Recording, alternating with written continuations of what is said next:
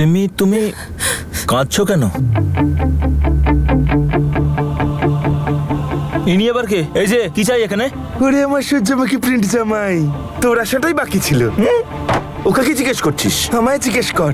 Original duplicate, duplicate original কথাটা মাথায় ঢুকলো? দেখো, আমি সব কিছু খুলে বলে দিলাম, তাও তোর মাথায় ঢুকলো না। কি ফালতু বকছিস তুই? বিশ্বাস কর ভাই, সত্যি, এটাই ধ্রুব সত্যি। আমি হলাম তোর এই সুন্দরী সেকেন্ড হ্যান্ড বউয়ের ফার্স্ট হ্যান্ড প্রেমিক। প্রেমিক মানে বুঝিস তো তুই? হ্যাঁ, ওই ক্যান্ডির বাপ, বাবা, ড্যাডি মানেগুলো বুঝিস নিশ্চয়ই। কিন্তু আমার কোনো দোষ ছিল না, সত্যি। ওই প্রেগনেন্ট হয়ে গেল ওখানে, আমায় কিছু না বলে পেটের বাচ্চাটা নিয়ে পালিয়ে গেল। কি করতাম আমি? আমি তো গাইনোকোলজিস্ট নই যে রোজ রোজ টেস্ট করবো, তাই না? রোজ ফুর্তি করতো, এ তো হওয়ারই ছিল। তোর জিভ আমি টেনে ছিঁড়ে ফেলবো। কি বলছিস তুই? নে নে, এই নে।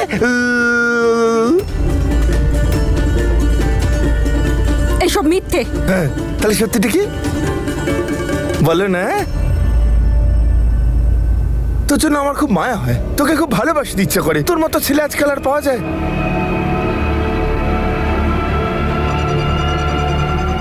সেকেন্ড হ্যান্ড বউ তো আজকাল অনেকেই বাড়ি নিয়ে আসে, কিন্তু অন্যের বাচ্চার দায়িত্ব কে নেয়? কোন স্ট্যাম্প ছাড়া খামের উপরেই শিলমোহর মারছিস। কি মহৎ তুই, একবার ভেবে দেখ। I love you. তোর আমি আজকে অবস্থা খারাপ করে দেবো। এই, চুপ কর। বেটা আমাকে শাসাচ্ছে। এই নে নে, এই দেখ, সত্যিটা দেখ, দেখে নে ডিএনএ রিপোর্ট। ওকে দেখতে বলো না গো। আরে বাবা,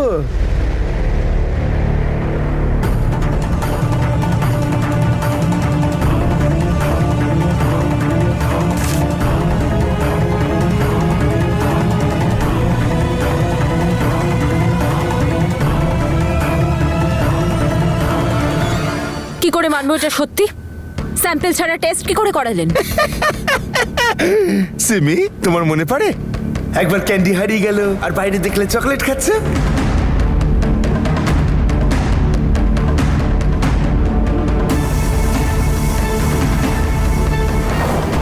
ডিএনএ কালেক্ট করে এমন কি বড় কথা, টুক করে পাওয়া যায়, টুক করে। আপনি জানেন না কি করে ডিএনএ পাওয়া যায়? চুপ করে থেকো না ম্যাডাম, তুমিও কিছু বলো। হ্যাঁ, নাকি চুপ করে দাঁড়িয়ে থাকবে? আমি একাই বকে যাবো। হ্যাঁ, শোনা আমার, কিছু বলো, মুখ খোলো। হ্যাঁ হ্যাঁ, হ্যাঁ, ওই হলো ক্যান্ডির বায়োলজিক্যাল ফাদার।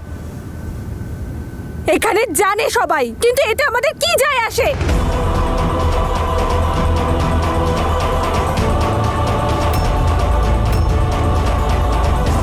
হ্যাঁ, আমি ভুল করেছিলাম, যাই হোক না কেন সেটা একটা ভুল ছিল।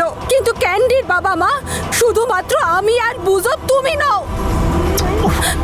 বীর, এই খারাপ মানুষটাকে তুই বের করে দে। ওর মতো খারাপ মানুষের ছায়া আমি ক্যান্ডির উপরে পড়তে দিতে চাই না। তুই বের করে দে ওকে। আমায় বের করে দাও, মারু। আপনার কি মনে হয় ডিএনএ রিপোর্ট দেখিয়ে ক্যান্ডির বাবা হয়ে যাবেন আপনি? সরি মিস্টার অমরজিৎ, অনেক দেরি করে ফেলেছেন আপনি। এই নিন, এখন সিমরনদি বুজোর ওয়াইফ আর ক্যান্ডি ওদের ছেলে, শুনেছেন? গেট লস্ট নাও। আমি আর একটা ফটোকপি করিয়ে নিলে আপনি কি করবেন? তোর মুখটা ফাটিয়ে দেওয়ার আগে এখান থেকে বেরো। আমায় মেরে ফাটিয়ে দে, হাত পা ভেঙে দে। চুপচাপ দাঁড়িয়ে আছিস কেন সূর্যমুখী প্রিন্ট জামাই? হাত লাগা, তুই একটু বার, আমার কেসটা একটু স্ট্রং। না, ওর গায়ে হাত তুলো না। ম্যাডাম আপনি বাদ দিন, বিউটি প্লিজ, এসব ছেলেদের ব্যাপার। মার মার না, শুধু ফাঁকা আওয়াজ দিবি নাকি মারবি? আয় মার, আমাকে মেরে ফাটিয়ে দে।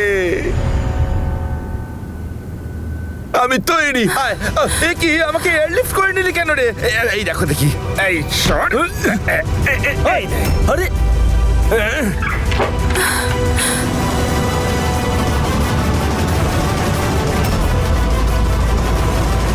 বীর, বুঝো বুঝো প্লিজ, ও মানুষ নয়, ও পুলিশের হুমকি দিয়েছে। আমরা যদি কোনো স্টেপ নিই জানি না ও আর কি কি করবে। প্লিজ তোমরা দাঁড়াও, আমার তো ভাগ্যটাই খারাপ। কিন্তু আমার কিচ্ছু হবে না। ও শুধু বড় বড় কথা বলতে এসেছিল এখানে। সিমরান, তুই নিজের আর ক্যান্ডির খেয়াল রাখ, ওর ব্যাপারটা আমরা বুঝে নেব। ক্যান্ডি, সিমি, শোনো আমার কথা, কিচ্ছু হবে না, কিচ্ছু হবে না ক্যান্ডির। বুঝো, এফআইআর করতে হবে। না বীর, আমি বলছি না তোদের মধ্যে থেকে কেউ যদি এফআইআর করিস তাহলে ও আমার ক্যান্ডিকে আমার কাছ থেকে কেড়ে নেবে। তোরা কেউ বুঝতে পারছিস না কেন? কিচ্ছু হবে না। ও আমাদের ভয় দেখাতে চাইছে, আমরা ভয় পেলে ও আরো পেয়ে বসবে। দিদি, পুলিশে একমাত্র ওকে শায়েস্তা করতে পারে। কমপ্লেন করতে দাও। আর ক্যান্ডির সেফটি নিয়েও তো আমাদের ভাবতে হবে। তনু ঠিক বলছে দিদি। যাও, চল বুঝো, ছাদের দরজা দিয়ে বেরোবো। সব ঠিক হয়ে যাবে দি।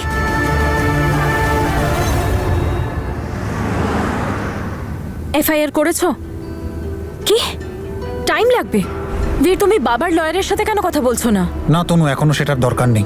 যদি দরকার হয় তাহলে দেখা যাবে। এখন আমরা এসএইচ অফিসারের অপেক্ষা করছি। উনি চলে আসলে পরে সবকিছু হয়ে যাবে। আচ্ছা ঠিক আছে, তুমি নিজের আর বুঝোর খেয়াল রেখো। হ্যাঁ, সিমরানদির সাথে আমরা সবাই আছি, তোমরা টেনশন করো না। তুমিও নিজের খেয়াল রেখো। ওকে, বাই। যাক, বীরের মনটা একটু আমার থেকে সরবে, না হলে তো সব সময় আমাকেই পাহারা দিতে ব্যস্ত থাকে ও।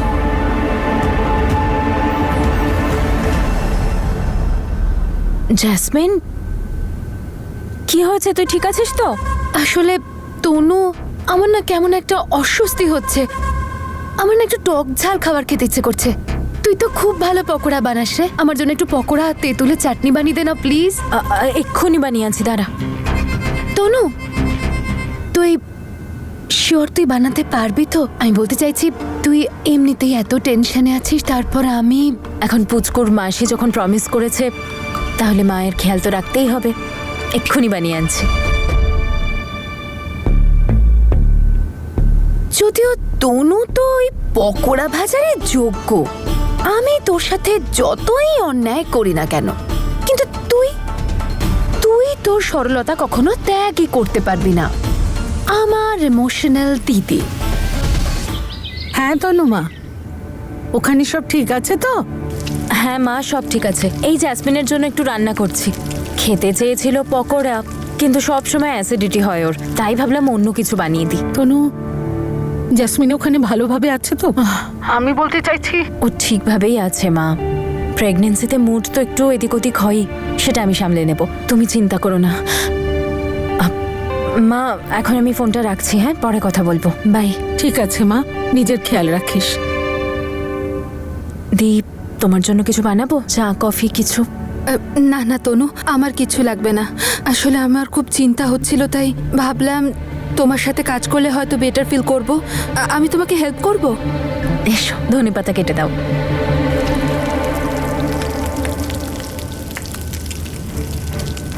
আমি হলাম তোর এই সুন্দরী সেকেন্ড হ্যান্ড বউয়ের ফার্স্ট হ্যান্ড প্রেমিক, ওই ক্যান্ডির বাপ।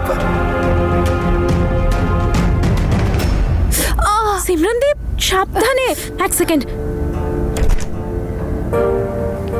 দেখো দিদি কি ভাবছো বলো তো? আরে তনু, রান্নাটা। ওহো,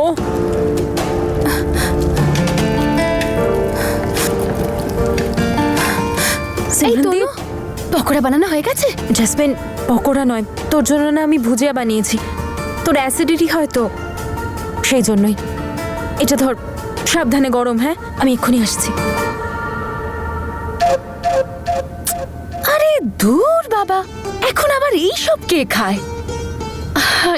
এ না, এই বাড়ির বৌমা আর আমার শাশুড়ি মা দুজনে হেলদি খাইয়ে খাইয়ে মেরে ফেলবে আমাকে। আমার নাকি আবার অ্যাসিডিটি হয়। ইন্টারন্যাশনাল কল মনে হচ্ছে। নিশ্চয়ই ওই যশ ফোন করেছে। এখন কেন ফোন করছে আমাকে? হ্যালো হ্যালো জেসমিন, আমি নিকি, চিনতে পারলি? নিকি, হাই। কি হাই নাকি? এটা কি তোর স্টাইল নাকি? এনিওয়েজ, আমি দেশে ফিরেছি। তোর মনে আছে তো, জার্মানি ছেলের সঙ্গে বিয়ে হয়েছিল আমার? হ্যাঁ মনে আছে। এই সব বাদ দে, তুই বল কেমন আছিস, কি চলছে এখন? আমি একদম ঠিক আছি। আর আমি কালই এসেছি রে, তোর সাথে খুব দেখা করতে ইচ্ছে করছে। একটা ছোট পার্টি অ্যারেঞ্জ করেছি। শ্রেয়া, পায়েল, খুশবু আর রিটা সবাই আসছে, আর তোকেও আসতে হবে। আমি কিন্তু কোনো বাহানা শুনবো না জেসমিন। ঠিক আছে ঠিক আছে, আমি অবশ্যই আসবো। ঠিক আছে, পার্টিতে দেখা হচ্ছে। ওকে বাই, পার্টিতে দেখা হবে।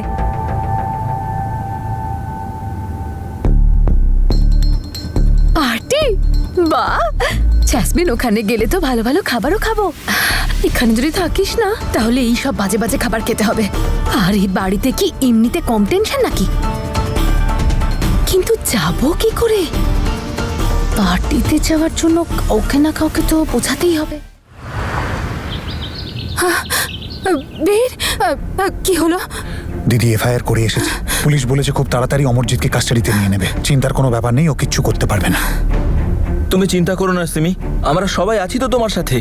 আর তাছাড়া যারা বেশি কথা বলে তারা কিছু করতে পারে না, তুমি টেনশন করো না। বুঝা ঠিকই বলেছে, যদি দরকার পড়ে আমি পার্টির সাহায্যও নেব। বাবা, আমি এসব তো জানি তাই না, কিন্তু তোমরা তো ওকে চেনো না।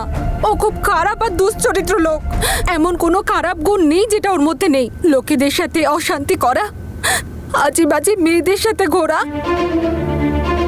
আমি তোমাদেরকে বলতেও পারবো না ও কি কি করেছে আমার সাথে। ওকে আমি তখন এত বিশ্বাস করতাম যে আমি ওর সব কথা শুনতাম। ও যা কিছু আমাকে বলতো আমি সব কিছু শুনতাম। আসল রূপ তো আমি ওর কানাডায় গিয়ে বুঝলাম। আমি কি আর জানতাম যে অমরজিৎকে আমি ভালোবেসেছিলাম সে এরকম হবে।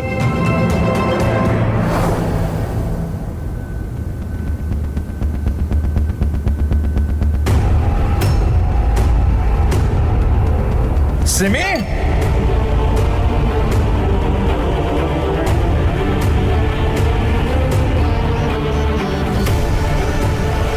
নিজের সীমা ছাড়িও না, বুঝতে পেরেছো?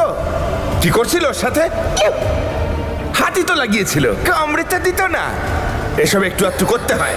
আজকের পরে আমার কোনো বন্ধু যদি এই বাড়িতে আসে তাদের আনন্দ দেবে, তারা যেন মুখ গোমড়া করে বাড়ি থেকে না যায়। কথাটা মাথায় ঢুকলো? কিন্তু দি, তুমি এত কিছু কেন সহ্য করেছো? কাউকে কিছু একটা জানাতে, বাবাকে, বীরকে। এত সহজ নয় তনু। আমি বিয়ের আগেই প্রেগনেন্ট হয়ে গিয়েছিলাম। আমার অবস্থাটা একবার ভেবে দেখো। আমি যা করেছি তার শাস্তি তো পেতেই হতো, আর সেটা আমাকে একাই ভোগ করতে হতো। সেটার মধ্যে তোমাদেরকে কিভাবে জড়াতাম আমি? গোটা সমাজ তোমাদেরকে চিচি করলে সেটা কি করে সহ্য করতাম? সেই জন্য তোমাদেরকে আমি কিচ্ছু জানাইনি। আর না তো আমার কাছে টাকা ছিল ফিরে আসার। শোনো না, আমার কিছু টাকা লাগবে। আরে কিসের জন্য লাগবে টাকা? দেখো, বাড়িতে খাওয়ার মতো কিচ্ছু নেই। তাহলে একটু কম খাও না, খেয়ে খেয়ে তো একদিন ফেটে যাবে। আরে এভাবে তো আমাদের শরীর খারাপ করবে। বাড়িতে খাওয়ার মতো কিচ্ছু নেই। তোমার বাবার থেকে চাও না? আমি নিয়েছি তোমার দায়িত্ব। গেলানোর যখনই দেখি মুখ নড়ছে। তুমি এই চুড়িগুলো রাখো, চুড়িগুলো রাখো তুমি। আর তুমি গিয়ে প্লিজ কিছু খাবার নিয়ে এসো। কিচ্ছু নেই প্লিজ। কিন্তু ওই চুড়িগুলোকে জুয়া খেলায় লাগালো। আমার কাছে আর কোনো উপায় ছিল না। আমি গুরুদুয়ারায় গিয়ে খাবার খেয়ে আসতাম। আর আমি যখন ওকে বললাম যে আমি আর তোমার সাথে থাকতে চাই না, আমি নিজের বাড়ি ফিরে যাব, ও রোজ আমাকে মারতো।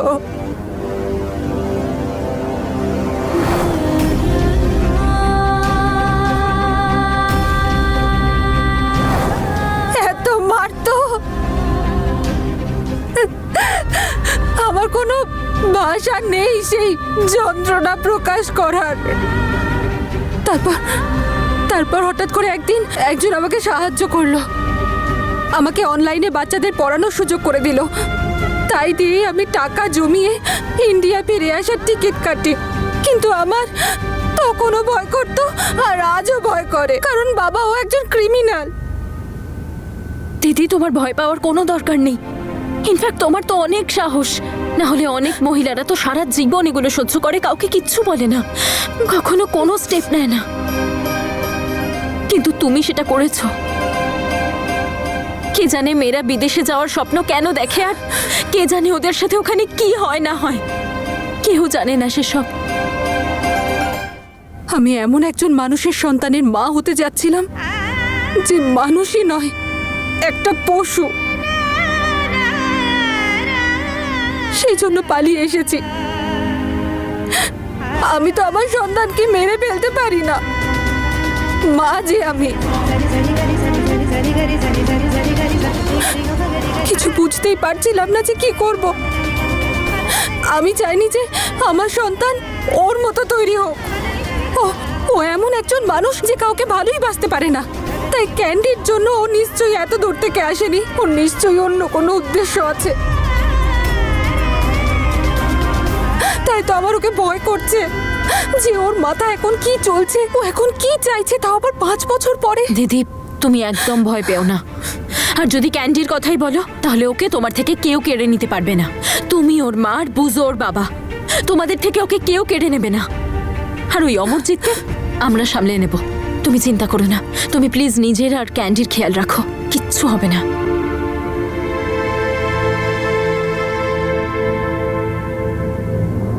তুমি চিন্তা করো না দিদি, ও খুব তাড়াতাড়ি জেলের ভিতরে থাকবে। পুলিশ ঠিক ধরে নেবে, আর এই ধরনের লোকের এটাই শাস্তি। আর ততক্ষণ পর্যন্ত আমি সব সময় তোমার সাথে থাকবো। এক মুহূর্তের জন্য তোমাকে একা ফেলে যাব না।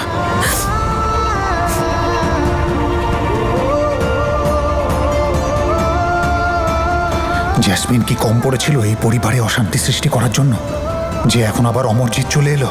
জেসমিনকে তো তবু সামলে নেওয়া যেত, কিন্তু অমরজিৎ এখন শুধু ওপরওয়ালাই জানে। কি হয়েছে জেসমিন, কাঁদছো কেন? কেউ কিছু বলেছে তোমাকে? না না মা, আমি ঠিক আছি। আচ্ছা ঠিক আছে, চল বসো এখানে আর বলো আমাকে কি হয়েছে। তুমি খাবারও খাওনি? মা আমার কোনো কিছু খেতে এখন ইচ্ছেই করছে না। আমার মনটা ভীষণ খারাপ লাগছে। দেখো মা, মন তখনই খারাপ থাকে যখন মনে কোনো কষ্ট হয়। তোমার মনে যা চলছে বলে দাও। এই সময়গুলোতে হাসি খুশি থাকা খুব দরকার। মা আসলে ওই আমার এক বান্ধবী আছে, নিকি নাম ওর ভাই হঠাৎ মারা গেল। এই কয়েকদিন আগেই একটা অ্যাক্সিডেন্টে ওর মা বাবাকেও হারিয়েছে। ও তো একদম একা হয়ে গেল, আর তো কেউ নেই ওর লাইফে, একমাত্র ওই ভাই ছিল ওর। জানি না উপরওয়ালা মানুষকে এত কেন কষ্ট দেন। কি করা যাবে, যিনি দুঃখ দিয়েছেন তিনি সহ্য করার শক্তিও দেন। তোমার যেতে ইচ্ছে করছে তো তুমি চলে যাও, ওরও ভালো লাগবে আর তোমারও মনটা হালকা হবে। আমি ভেবেছিলাম যাব, কিন্তু আপনাকে জিজ্ঞেস করার সাহস হয়নি। আমি ভাবলাম আপনার হয়তো খারাপ লাগবে। না মা, খারাপ কেন লাগবে আমার? না মা, আসলে এখন বাড়িতে সিমরান দিদির। তুমি ওসব চিন্তা করো না, সব ঠিক হয়ে যাবে। তুমি যদি চাও আমি তোমার সঙ্গে যেতে না পারি। না মা, না মানে আমি বলতে চাইছি যে আমি তো জানি না ওখানে কতটা সময় লাগবে, কখন ফিরবো। আপনার তো এখন সিমরান দিদির কাছে থাকা উচিত, তাই না? আমি এই দিকটা সামলে নেব, তুমি চলে যাও। কিন্তু একটা কথা মনে রেখো মা, নিজের আর ওর খেয়াল রাখবে, কোনোভাবে অসাবধান হবে না। না না মা, আপনি টেনশন করবেন না, আমি ভালো করে নিজের খেয়াল রাখবো।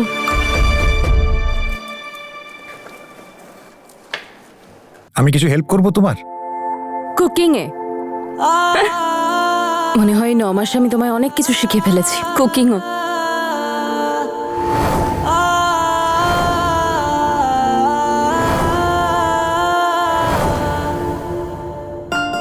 নাও। বলছি যে জানতে চাইবে না যে আমি কেমন রান্না করলাম এতদিন? গেস করতে পারছি আমি। কি কি খাইয়েছিলে আমায়? বলছি যে এটার আইডিয়াটাও তুমি করে নিতে পারবে। এই না, খেয়ে বলো যে কেমন হয়েছে। ভালো লাগছে? It's yum. সত্যি? দাও দাও, এদিকে দাও, আমাকে দাও। কেন? আরে আমিও তো খাবো নাকি? আরে দেবে না মানে? দাও এদিকে। বীর, আরে দেবে না মানে? দাও এদিকে। বীর,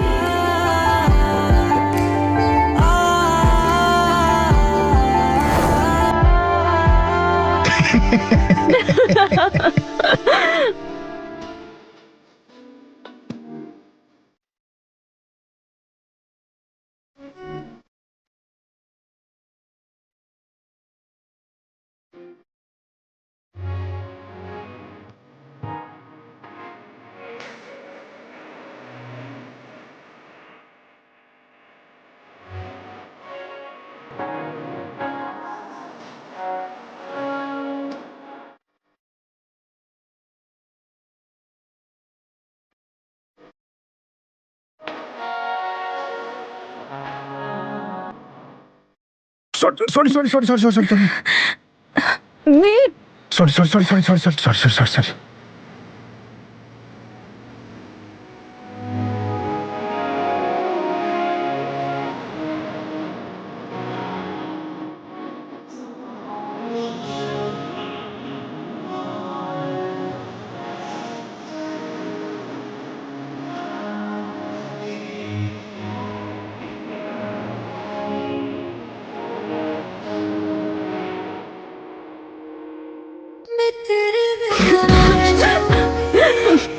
তুমি করো এইসব রান্না বান্না, আমি করলে সবকিছু নষ্ট হয়ে যাবে।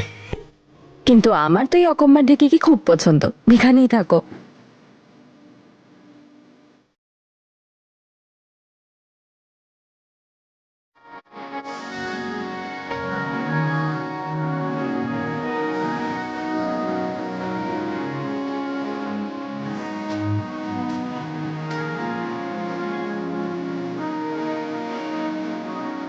এখন নো লঙ্কা, অনলি শশা। এই সত্যি কতটা বদলে গেছে।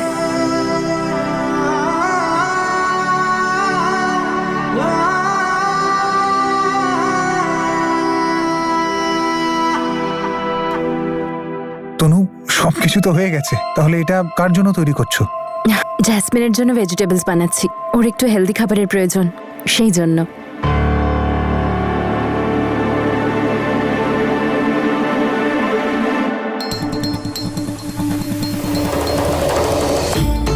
এটা একদম পারফেক্ট হবে, এটাই পরে যাই।